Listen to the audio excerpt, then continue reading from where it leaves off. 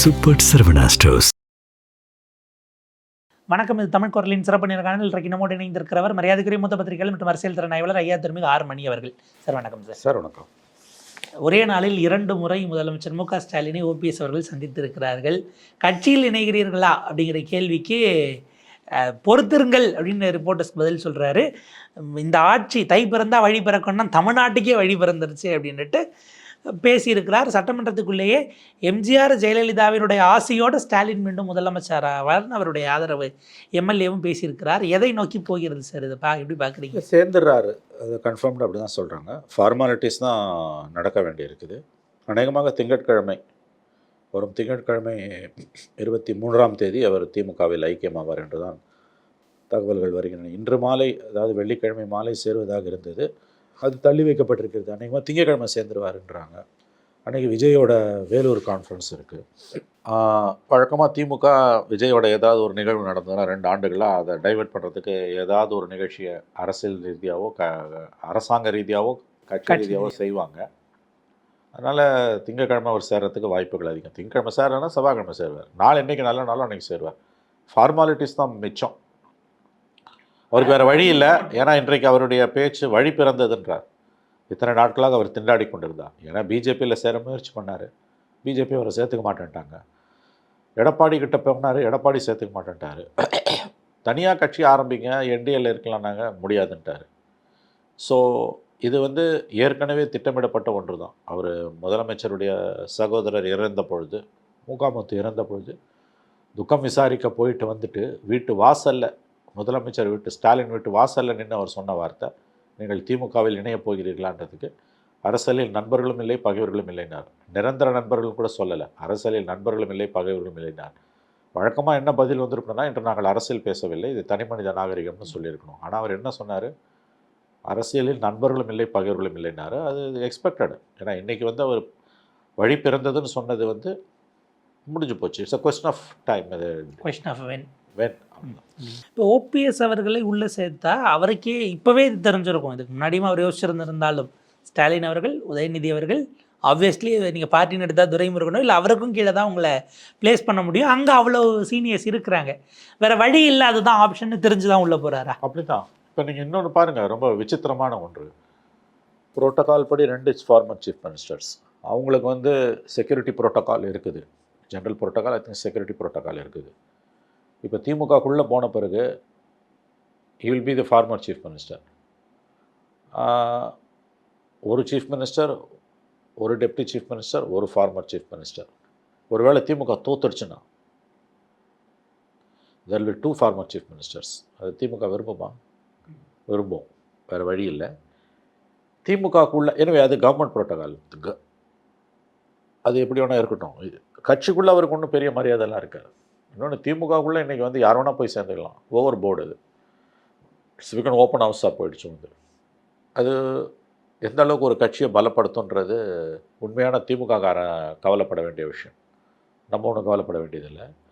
இது இயற்கைக்கு விரோதமானது.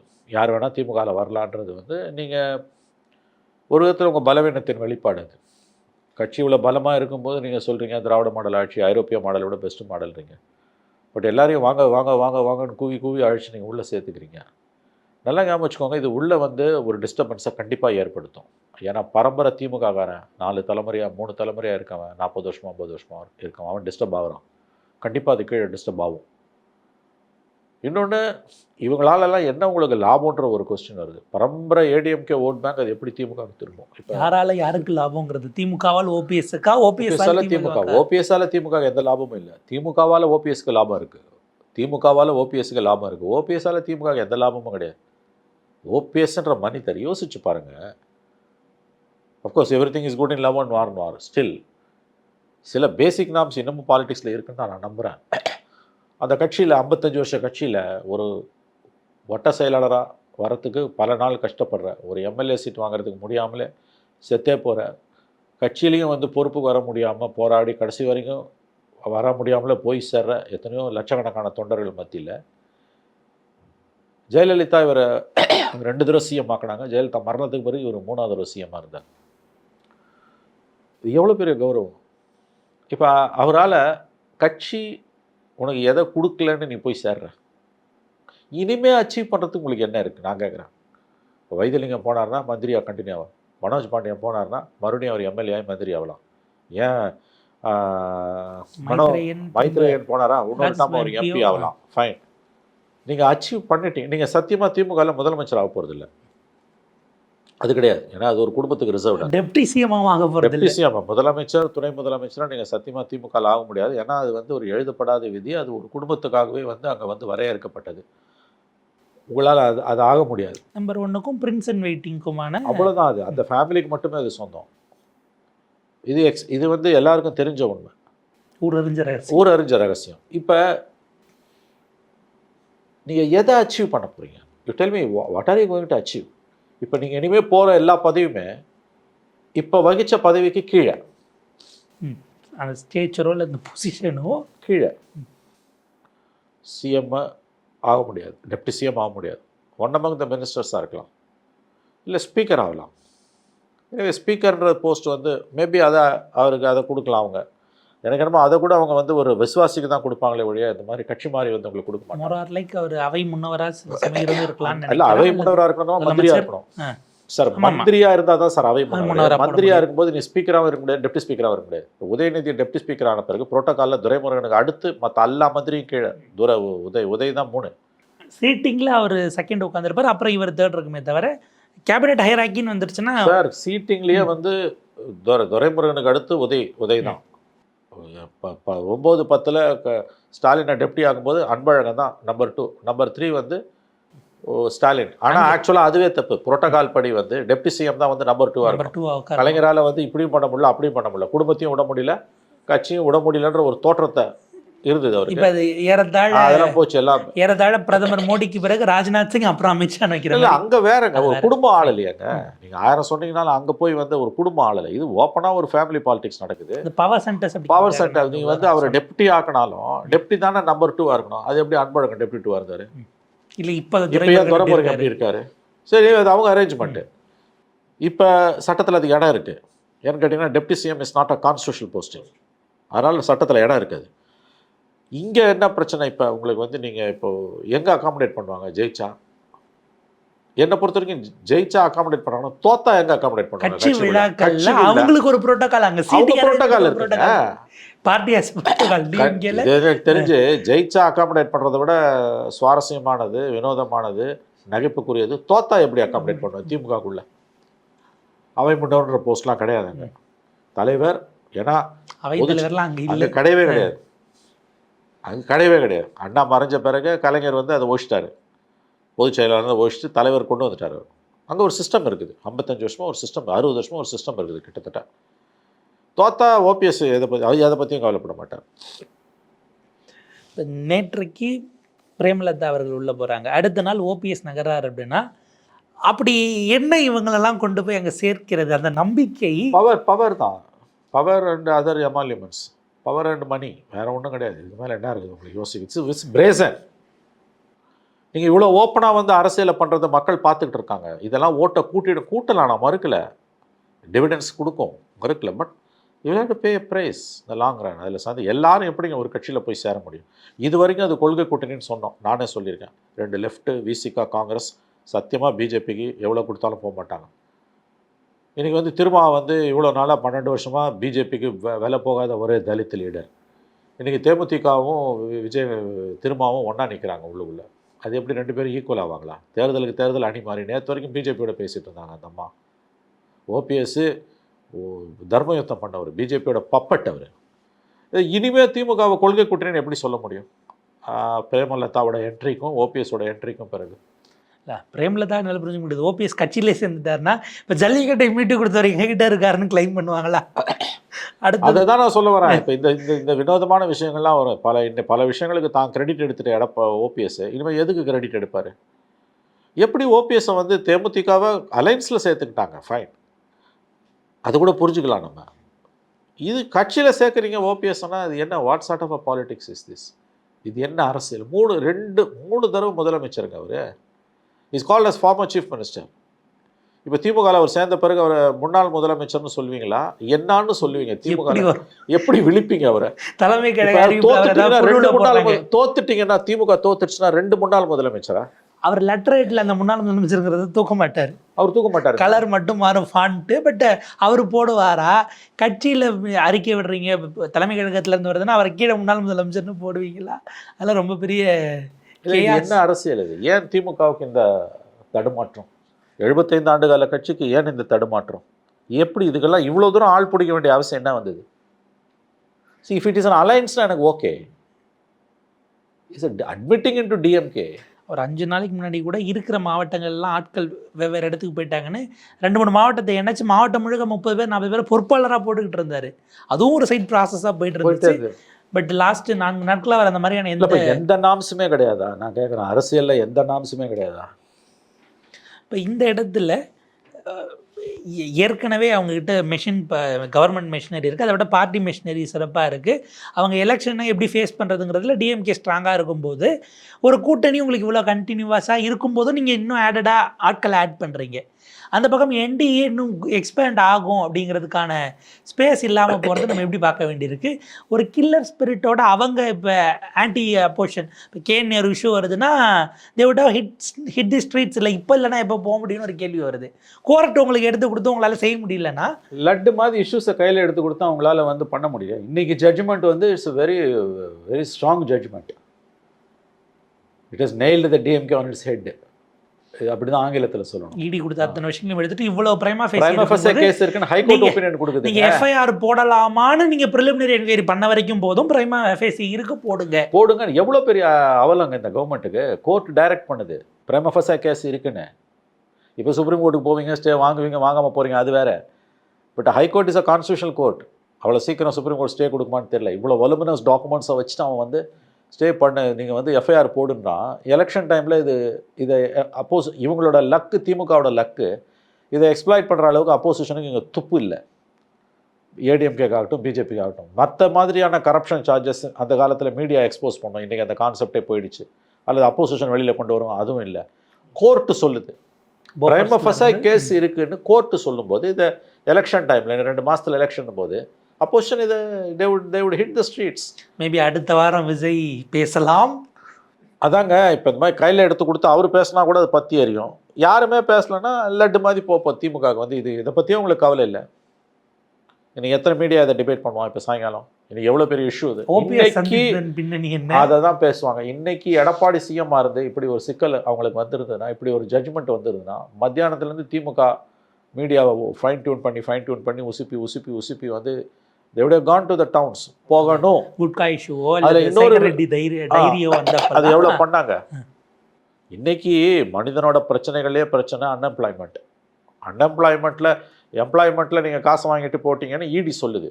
அவர் நிரபராதியோ குற்றவாளியோ எனக்கு தெரியாது. அவர் குற்றவாளி நான் சொல்லலை நேருவை. பட் இடி சார்ஜ் பண்ணுது. சுப்ரீம் கோர்ட், ஹைகோர்ட் வந்து எஃப்ஐஆர் போடு, பிரைமா ஃபேசி கேஸ் இருக்குன்னு சொல்லுது. அப்போ அது எவ்வளோ பெரிய பொலிட்டிக்கல் இஷ்யூ. வேலைக்கு காசு வாங்கிட்டு அப்பாயிண்ட் பண்ணுறாங்கன்றதெல்லாம் வந்து எவ்வளோ பெரிய கொடுமை. மற்ற கரப்ஷனோட மோசமான ஒரு கொடுமை அது. அதை அப்போசிஷனில் எக்ஸ்ப்ளாய்ட் பண்ண முடியும். எவ்வளோ எலிஜிபிள் ஆஸ்பிரன்ஸ் இருப்பாங்க, எவ்வளோ பேர், எத்தனை பேர். டிஎன்பிசியில் கொலாப்ஸு, 2 தடவை கொலாப்ஸு. காசு வாங்கிட்டு நீங்கள் அப்பாயிண்ட் பண்ணுறீங்கன்னு அதில் எஃப்ஐஆர் அந்த சார்ஜில் பிரைமா ஃபேசி பூர்வாங்க ஆதாரம் இருக்குன்னு கோர்ட்டு சொல்லுது. அப்போ இது லட்டு மாதிரியான இஷ்யூ அப்போசிஷனுக்கு. இதையும் அவங்க எக்ஸ்ப்ளாய்ட் பண்ணலன்னா நோபடி கேன் சேவ் தமிழ்நாடு. இப்போ ஓபிஎஸ் அவர்களுக்கோ பிரேமலதா அவர்களுக்கோ விஜய் ஏன் ஒரு அட்ராக்டிவான ஒரு ஆப்ஷனாக தெரியல பொலிட்டிக்கலி அல்லது எலக்டோரலி? இதுக்கு பிறகு நம்ம சர்வைவ் ஆகிறதுக்கு அவர் ஒரு ஃபீஸிபிளாக இல்லைன்னு ஒரு முடிவுக்கு வந்தது என்ன காரணமாக இருக்கும்னு பார்க்குறீங்க? இல்லைங்க, இவங்களோட ரெக்குயர்மெண்ட்ஸ் அங்கே ரொம்ப ஜென்டிலாக சொன்னால் இவங்களோட எக்ஸ்பெக்டேஷன்ஸ் அங்கே ஃபுல்ஃபில் ஆகாது. இவங்களோட எக்ஸ்பெக்டேஷன்ஸ் வேறு, சீட்டு மட்டும் கிடையாது. They got other expectations. அது என்னன்றது எல்லாருக்கும் தெரியும். அது நம்ம சொல்ல வேண்டிய அவசியம் கிடையாது.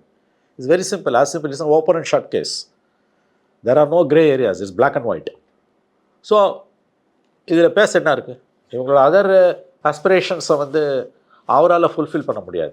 அதனால் இவங்க அங்கே போக மாட்டாங்க. கட்சியாக பார்க்கும்பொழுது இன்னும் ஒரு ஃபேக்ஷன் எடுத்தோம்னா டாக்டர் ராமதாஸ் அவர்கள் மாம்பழத்து எனக்கு கொடுக்காத வரைக்கும் தேர்தலையே அறிவிக்கக்கூடாதுன்னு ஒரு வழக்கு போட்டு நீதிமன்றம் சிவில் கோர்ட்டுக்கு போங்க, இந்த மாதிரியான சூட்ஸை கொண்டு வராதிங்க அப்படின்னுட்டாங்க. அவருடைய முடிவு என்பது இப்போ எதை நோக்கி போகுது சார்? அவர் ரொம்ப ஏற்கனவே லிமிட்டட் தான் உங்களுக்கு லீகல் ஃபோரம், அதையும் நீங்கள் எக்ஸாஸ்ட் பண்ணிட்டீங்க. இப்போ அவர் கையில் என்ன ஆப்ஷன் இருக்குன்னு யார் இந்த மாதிரி பெட்டிஷன்லாம் டிராஃப்ட் பண்ணுறாங்க, யார் லீகல் அட்வைஸ் கொடுக்குறாங்கன்னு எனக்கு தெரியல. என் கட்சி பிரச்சனை தீர்க்கிற வரைக்கும் நோட்டிஃபிகேஷன் போடக்கூடாதுன்னு ஒருத்தனால கேஸே போட முடியாதுங்க. அதான் இன்றைக்கி ஜட்ஜு சீஃப் ஜஸ்டிஸ் சொல்லியிருக்காரு, இப்படிலாம் பெட்டிஷன்ஸ் போடாதீங்கன்னு சொல்லியிருக்காரு இல்லையா? எஸ். இது என்னது இது? இப்போ ஒன்றும் இல்லாத ஒரு ரோட்டில் இருக்க இப்போ நான் ஒரு வழிபோக்கன், நான் வந்து சாதாரணமாக பார்க்குறேன் ரோட்டில். இப்போ எனக்கு இருக்கக்கூடிய ஒரு காமன் மேனுக்கு இருக்கக்கூடிய அந்த ஒரு புரிதல் எப்படிங்க இப்படிப்பட்ட ப்ரேயர்ஸை என்டர்டெயின் பண்ண முடியும்? எந்த வக்கீல் உங்களுக்கு அட்வைஸ் கொடுக்குறாங்க? எப்படி இப்படிப்பட்ட பெட்டிஷன்ஸை டிராஃப்ட் பண்ணுறீங்க? காஸ்ட் இம்போஸ் பண்ணுவாங்க, நல்ல ஜட்ஜாக இருந்தால் அபராதம் விதிப்பாங்க. என்ன பெட்டிஷன் இது? 5 வருஷத்துக்கு ஒரு தடவை கூடிய எலெக்ஷனை நிறுத்தணும்னு கேட்குறா. உங்கள் பஞ்சாயத்து தீர்க்கறது வரைக்கும் எலெக்ஷன் நிறுத்தணும், அது எப்படி பண்ண முடியும்? Already Delhi high court settled the issue. ஒரு ஹைகோர்ட் செட்டில் பண்ண ஒரு constitutional court settle the issue. நீ அப்பீலுக்கு சுப்ரீம் கோர்ட்டுக்கு போ. எலெக்ஷன் கமிஷன் எனக்கு வந்து எலெக்ஷனை நடத்தக்கூடாதுன்னா இப்போ சிவில் கோர்ட்டுக்கு போனீங்கன்னா ஒன்றும் ஆக போகிறது இல்லை. சிட்டி கோர்ட்டில் எந்த கோர்ட்டும் எலெக்ஷன் நோட்டிஃபிகேஷன்லாம் தடுக்க முடியாது. அது ஞாபகம் வச்சுக்கோங்க. Not even the supreme court. Even the Supreme Court cannot bar Election Commission from issuing the notification. எல்லாம் முடிஞ்சு போச்சு. அவ்வளோதான், மாம்பழம் முடிஞ்சு போச்சு. அன்புமணிக்கு தான் உனக்கு ஒரே ஆப்ஷன், சுப்ரீம் கோர்ட்டில் போய் ஸ்டே வாங்க. சுப்ரீம் கோர்ட் கொடுக்க மாட்டான், தயவு செஞ்சு புரிஞ்சுக்கோங்க. Because it's a constitutional Delhi high court order. அதையும் தாண்டி எலெக்ஷன் கமிஷன் சொல்லிடுச்சு, அது ரெஜிஸ்டர்டு பார்ட்டிங்க. அங்கே போகன்றாங்க, நீ போ அங்கே போட்டான். இது ரெஜிஸ்டர்டு பார்ட்டி, அது ஆயிரக்கணக்கில் இருக்குது, எல்லாத்தையும் நாங்கள் பார்க்க முடியாதுன்ட்டான். என்கிட்ட இருக்க டாக்குமெண்ட்லாம் அவன் தான் ஒரிஜினல் பார்ட்டி. உனக்கு பிரச்சனையா சிவில் கோர்ட்டுக்கு போ, அவ்வளோதான் ஆப்ஷன். அது ஒன்று தான். ஆகவே ஃப்ரஸ்ட்ரேஷன், ராம்தாஸோட இந்த பெட்டிஷன் வந்து அவுட் ஆஃப் ஃப்ரஸ்ட்ரேஷன். இந்த மாதிரி பெட்டிஷன்ஸை என்டர்டெயினே பண்ணக்கூடாது. கரெக்டாக தான் கோர்ட் சொல்லியிருக்கு, நீங்கள் வந்து இந்த மாதிரி பெட்டிஷன்லாம் எடுத்துகிட்டு வராதிங்கன்ட்டாங்க. என்ன கேட்டால் காஸ்ட் இம்போஸ் பண்ணியிருக்கணும், நாளைக்கு இன்னொரு தடவை வரமாட்டாங்க. ஏன்னா இன்றைக்கி வந்து இப்படிலாம் ப்ரேயரை வைக்கிறதுக்கு எப்படி தைரியம் வருது? ஏன்னா கடந்த முறை பிரதமருடைய நிகழ்ச்சியில் அங்கே மாம்பழ சின்னம் வைத்ததற்கு ஒரு பிரதமர் இதை அனுமதிக்கலாமா? இது எவ்வளோ மோசமான ஒரு முன்னுதாரணம் தெரியுமா அப்படின்லாம் ஒரு பாஜகவின் மீது பயந்தார். இப்போ அன்புமணி நிற்கிற இடத்துல கேண்டிடேட் போடுவதை நோக்கி தான் இது நகருமா? அப்படிதாங்க போகும். இவருக்கு என்ன ஆப்ஷன்? இன்னைக்கு யாராவது இவருக்கு பேக்கப் பண்ணாங்கன்னா, வித்தின் கோட் பேக்கப் பண்ணாங்கன்னா, பாமக நிற்கிற இடத்துல ஒரு கேண்டிடேட்டை போடுவார். அல்லது தாண்டி ஒன்றும் பண்ண முடியாது. வட தமிழ்நாட்டில் என்டிஏ நிற்கிற இடத்துல கேண்டிடேட் வெறும் அன்புமணி மட்டும் அவர் வைக்க போறாரா? அன்புமணியை பேக் பண்றவங்களுக்கு எல்லாருக்கும் நிப்பாட்ட போறாரா? எப்படி போனாலும் லாஸ்ட் இஸ் ஷீன். அவர் அது முடிஞ்சு போச்சு. அந்த பழைய இது பவர் போயிடுச்சு. Party is with Anbumani, simple is with Anbumani. இன்றைக்கி பார்ட்டியும் சிம்பிள் தாங்க, நேமும் சிம்பிள் தாங்க முக்கியம். அது இல்லைன்னா முடியாது யாருக்குமே. ஸோ பார்ட்டி அன்புமணிக்கிட்ட தான் இருக்குது. அவர் காம்ப்ரமைஸ் பண்ண மறுத்ததோட விளைவு இன்றைக்கி இங்கே வந்து நிற்குது. It's a fight to the finish. தனிப்பட்ட மகன் மீது, அதுவும் மகன் மீது தனிப்பட்ட முறையில் அவர் சுமத்திய குற்றச்சாட்டுகள், பாலிடிக்ஸ் என்னன்னு இன்ன வரைக்கும் எனக்கு புரியல. அப்பா மகன் சண்டையில் அரசியல் என்னன்னு இந்த நிமிடம் வரைக்கும் புரியல. தனி மனித பகையை கொண்டு வந்து பொது வெளியில் வச்சிங்கன்னா இதான் நடக்கும். அதான் நடந்திருக்குது. ஒரு நிறைவு கேள்வி சார். இதெல்லாம் போக கிட்டத்தட்ட லாஸ்ட் ஒரு 10 நாட்களாக ஆதரவாளர்களோட தொடர்ந்து உரையாடலே இருக்கிறாங்க சசிகலா அவர்கள். ஜெயலலிதா அவர்களுடைய பிறந்தநாள் அன்றைக்கு ஒரு கூட்டம் நடத்த போவதாகவும் அதில் ஓபிஎஸ் இணைவார்னு சொல்லிக்கிட்டு இருந்தாங்க. அவர் இப்போ இந்த பக்கம் போயிட்டார். அவங்களும் ஒரு சவுத் மற்றும் டெல்டாவை குறி வச்சு கேண்டிடேட்ஸ் போடலான்னு ஒரு ப்ரப்போசலில் இருக்கிறதா பேசப்படுகிறது. 2021 அவங்க ஒதுங்கினதுக்கு பல காரணங்கள் பேசப்பட்டது. இப்போ 26க்கு அவங்க வராங்கன்னா அதை நம்ம எப்படி புரிஞ்சிக்க வேண்டியிருக்கு? இதெல்லாம் அல்டுகெதராக ஃப்ரண்ட் அதிகமாக அப்போசிஷன் ஃப்ரெண்ட்ஸ் அதிகமாக டிஎம்கேக்கு தானே ஆப்வியஸ்லி லாபமாக போகும்.